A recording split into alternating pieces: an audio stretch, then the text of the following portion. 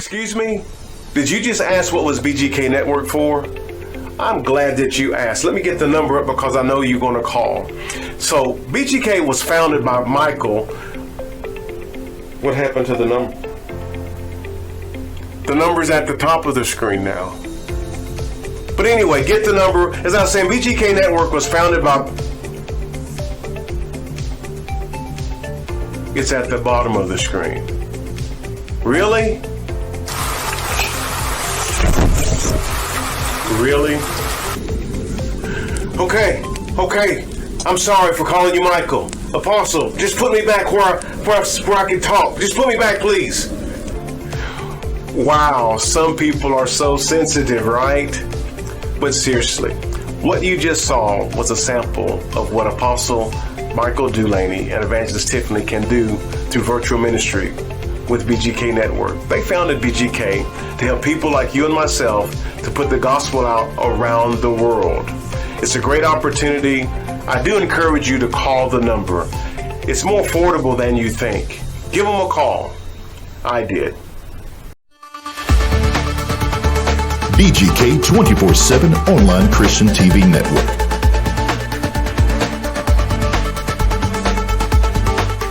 Making what was once impossible, possible.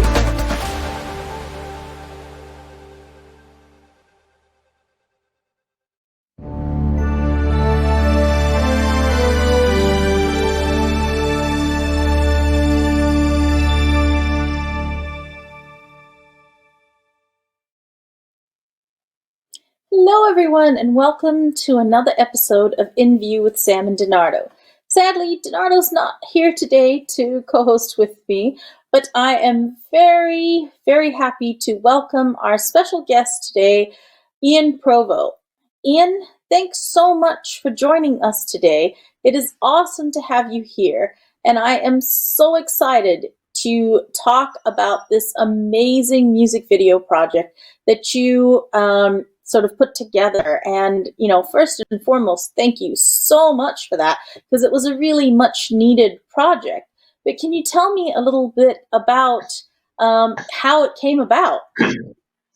Sure. I would say I started thinking about this project probably over a year and a half ago in a phone conversation that we had with my wife about the potential of doing music for Rahab's daughters, and I was newer to the organization and wanted to see if I had any other talents I could contribute. And so you had talked about presenting a song that was upbeat, something we could dance to, and I thought, okay, how am I going to make that happen?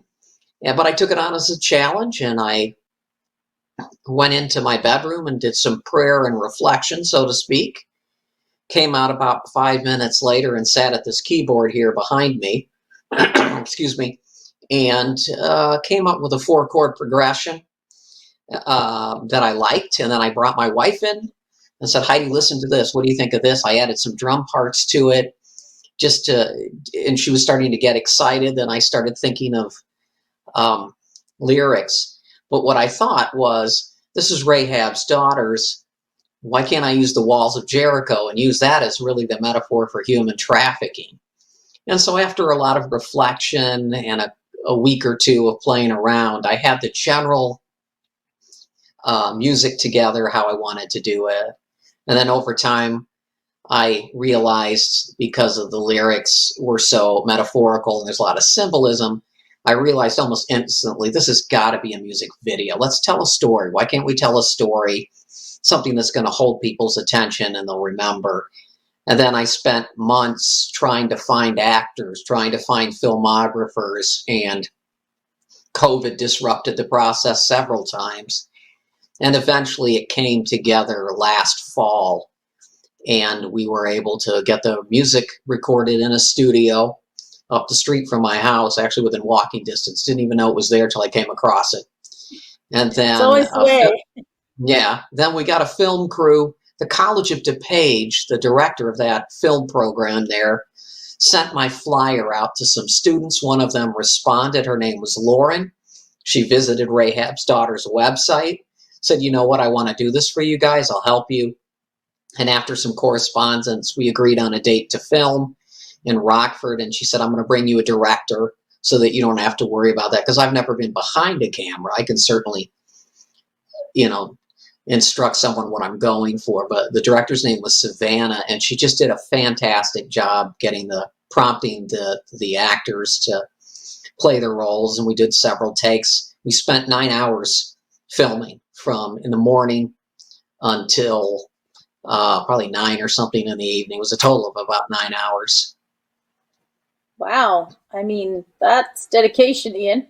I definitely do not have a future in music videos, but I love that you guys were able to come together and put this together. And I'd like to play it first, and then we can talk a little bit about it. So, Sure. If we can go ahead and roll the video. Hit it.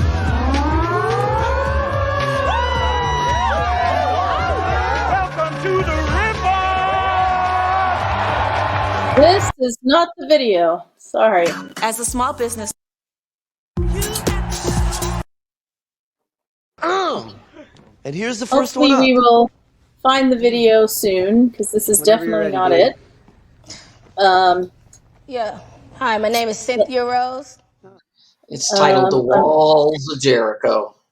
Yeah, I'm not totally sure what happened there, but I'm sure we'll find it soon. But obviously, the Walls of Jericho is an amazing metaphor for a lot of different pieces of the Rahab story. And for those of you who don't know, obviously, Rahab's daughters, started with the idea of us all being children, of the lineage of Christ and that kind of thing. And so the Walls of Jericho has real symbolism for us. I believe that the video is ready to go now, so we shall take it from there.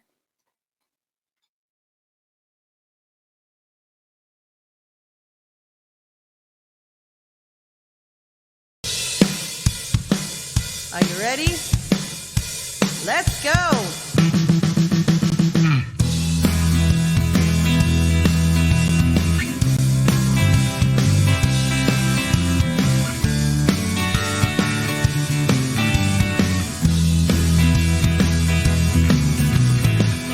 I've been running, finding my way back home. I've been running, can't stop running. I'm running away from the walls of Jericho.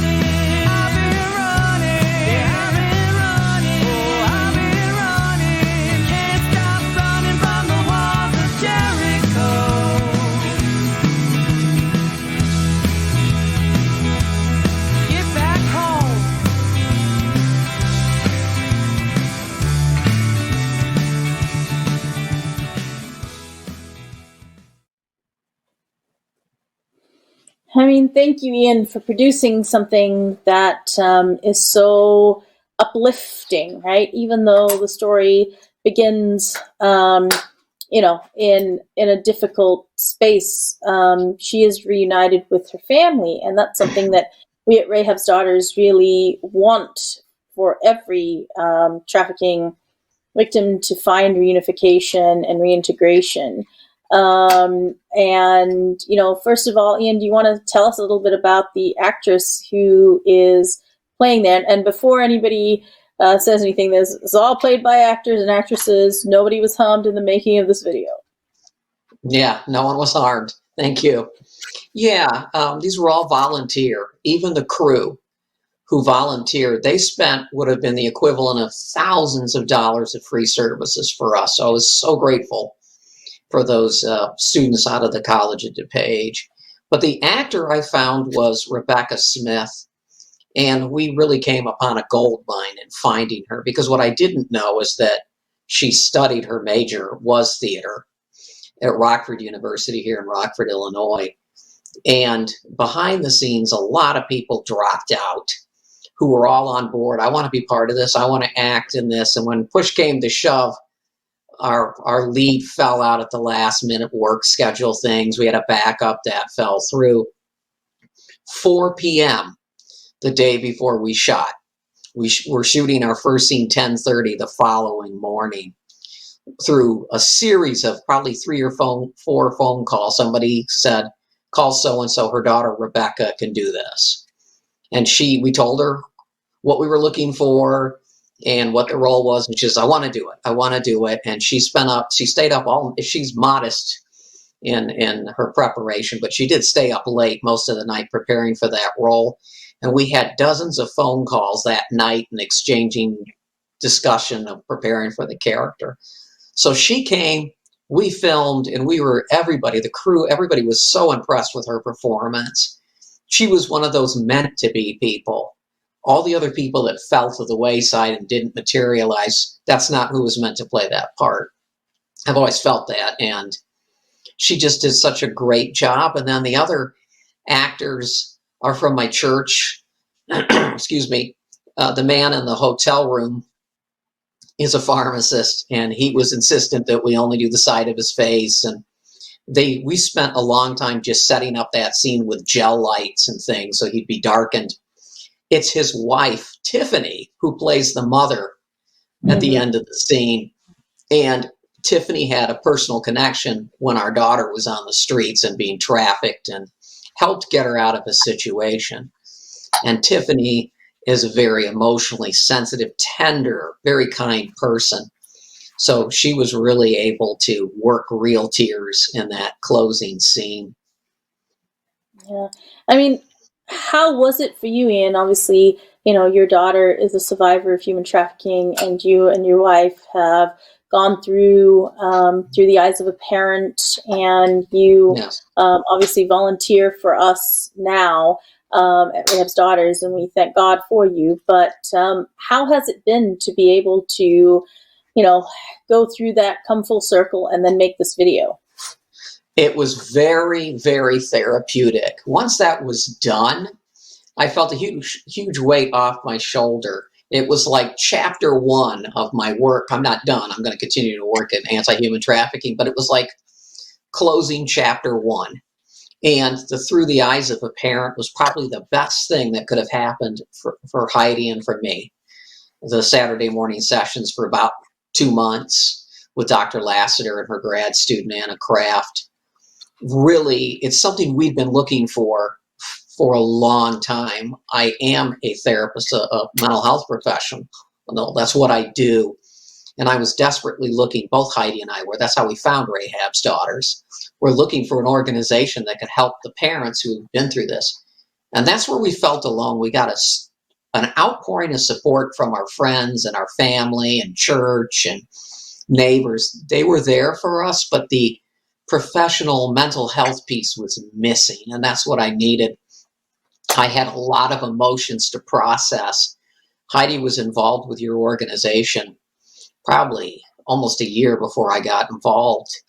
And I was so literally traumatized because of all the horrible things we saw, witnessed, and threats that were made against us, that I wanted nothing to do with human trafficking or volunteer with any organization. And Heidi was so excited, and I could see that she was finding a purpose and meaning in doing this work. And over time, you and I spoke on the phone. You mentioned mission trips, clinical assessments, and music, and I was sold, and I came on board, and it's been a good experience because what I've done is I've gone back to school and increased my complex trauma credentialing, and I've had hands-on clinical assessments with some of the survivors off the street, so I've seen firsthand what they're going through, and then with the new skills and additional training. I've always worked with victims of abuse professionally, but not human trafficking. It's a whole different ball game, and there's different theoretical models and approaches. I didn't know this. So when I went back and did online courses to complete this complex trauma certification, it paid off. I found that I had a whole new set of skills and insight with victims of human trafficking that I didn't. But that is full circle for me because I wanted nothing to do with Rahab's daughters or anything. But the reason being, it was too painful for me. It was, I hadn't healed. I had not come full circle yet. Anything that reminded me of my daughter and what had happened to her was just so overwhelming. I went through quite a period of bereavement, of grief and healing before I got to that point. And do you think that there were risk factors in that you or your wife maybe saw or didn't see or wish you had seen for your own daughter? And what would you say to parents today? Yeah, there were, and you look back almost with regret. What should I have done? What could I have done? That beat me up every day, and my wife. We did suspect something was up. That was because I had worked for years. I was the director of treatment of a 72-bed residential facility for troubled teens. I had worked with troubled teens, so it wasn't unfamiliar, but we knew our daughter was struggling. I knew self-worth and self-esteem was a big factor for her. And that was difficult. She struggled with that. She had mood swings. How much of that was teenage stuff versus serious? And she'd be gone for long periods of time, and then she'd isolate herself in her room. So these were all red flags to me. My wife and I were very suspicious. We knew something was up. We just didn't know what. And we certainly didn't know the extent of it. And it got worse. Once we found out, it just went from bad to worse. So parents, there's hope. You love your kid. My advice to parents is the message to our daughter was consistently, we love you no matter what. We're always going to love you. We're there for you. That had to be sent consistently to our daughter. So, I mean, that is the best message a parent can give, right? If you are a parent and you suspect that your child may be in trouble, I think whether it's human trafficking, gang-related, drug-related, whatever, I think the first thing that we always say to parents is make sure that they feel the love, right? And not just that you're saying it. A lot of times, if you see differences in behavior, it's very important to talk about those with kids. But I think the most important thing, and this is one of my favorite parts of the video, Ian, is that at the end of it, the parent is there with open arms for whatever the child has gone through.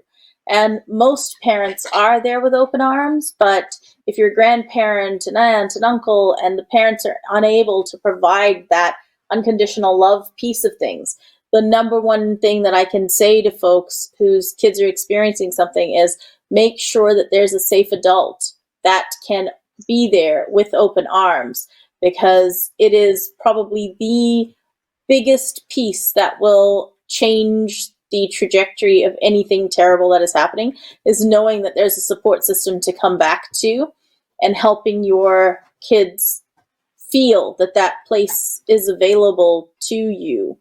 I know, Ian, you have done a lot of clinical assessments for us over the years, and I think you always say that you think you've seen the worst of something, and then another Rahab survivor comes along. And here is our service dog. This is London, and she wants to give me hugs because she knows that, it's time for hugs. But we're going to let her go away. What would you say has been some of the most challenging pieces for you to work through with human trafficking victims? Because obviously you needed that advanced trauma certificate that we were talking about because of the levels of trauma. Can we just talk about that a little bit?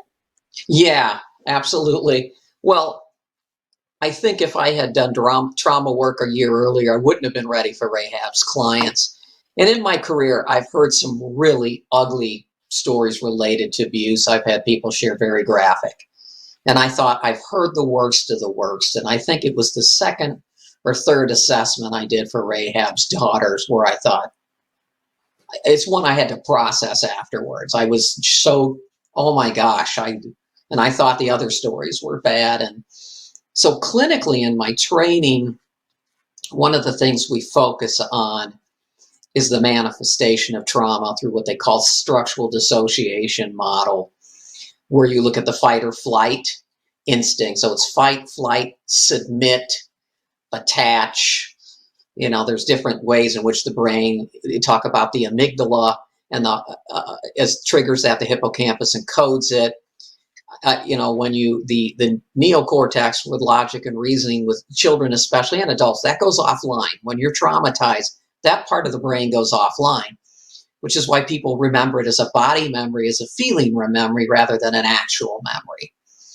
And I also learned one of the mistakes our generation used to make, because I used to do trauma work back in the 90s, is there was this big push, you got to relive your story, you got to tell it, you got to share detail. We know that that's not true. That only makes it worse.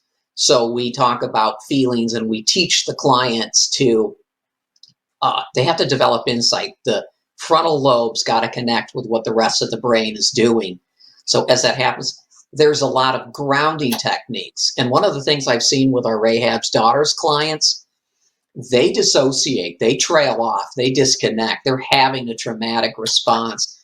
And one of the things that my work with Rahab's daughters has done is it's really sharpened my skills in observing when you got to really be good at reading body language and know that your client is disconnecting. And we also fail to understand, and we learn this in training, we are going to trigger people inadvertently, whether we want to or not. They're going to be triggered because there's so many sensations, sights, and sounds and experiences. Anything we say or do could be a trigger, and we don't know it. But what Ian, that's not just for survivors. We've actually experienced that with volunteers disassociating because of the trauma that they have seen in the field when they do outreach and those sorts of things. So I think it's just as important for volunteers who are in the field with human trafficking victims as much as it is for survivors, for our mental health staff to look for these signs. Right. And one of the things, that they taught me professionally throughout, from undergraduate through grad school through postgrad, is you process, you talk to supervisors, you talk to coworkers.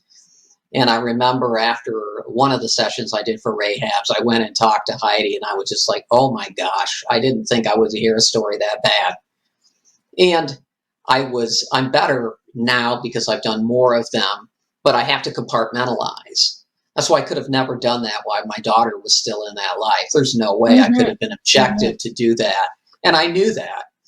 But once I started doing the work, I'm fine. I'm okay.